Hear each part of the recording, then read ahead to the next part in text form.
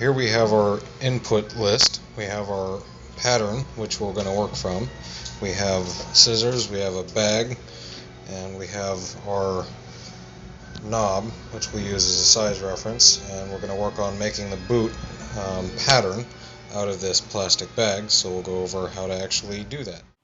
Here I'm using a plastic bag from a normal retail store in order to use the foundation for building my pattern. So I cut apart the bag and start to lay out and tape one of the sections to the pattern that I'm going to be using for making this handbrake boot. I tape one side down and then start flipping over the piece in my hand while trying to keep the bag snug and trace a line across both the top and the bottom of the piece that I'm designing a pattern based on.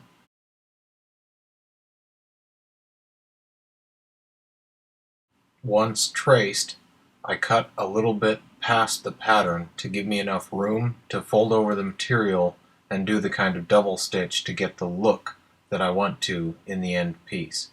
So after untaping this, I trace out around the pattern with the scissors and repeat the process for the other side after checking my initial fitment so that I can see where the lines line up as I drape the pattern across the piece. I trace the outer pattern on a piece of material. In this case, I'm using some nice black leather because I want that kind of a feel and texture for my end result. And once I've traced the pattern out on the material I'm going to be cutting, I cut away the outer edges of that pattern so that I can trace the inner edges where I'm going to want to try and keep all of my sewing lines close to. That way I know the pieces will line up to what I want the pattern to be after I've already done all of the cutting and fitting of the pieces together. I use a needle by hand and red thread in this case because the sewing machine I have is not anywhere near a heavy-duty kind of sewing machine that I would need in order to be able to sew leather boots effectively. This leather is just, even though it's a nice soft leather, it's just too tough and too thick a material for a little sewing machine to work with.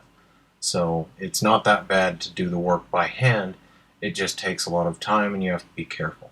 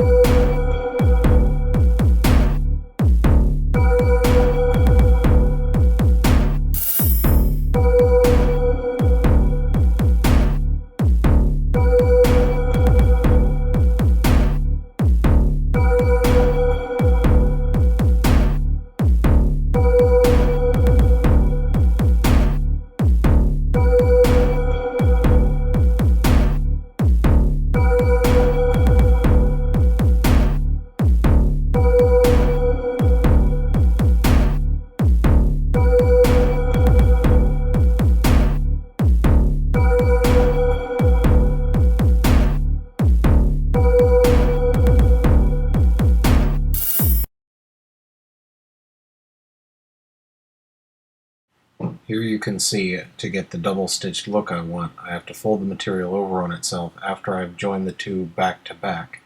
Fold that seam over and go sort of back to back on each side of that original seam in order to get that double stitched look.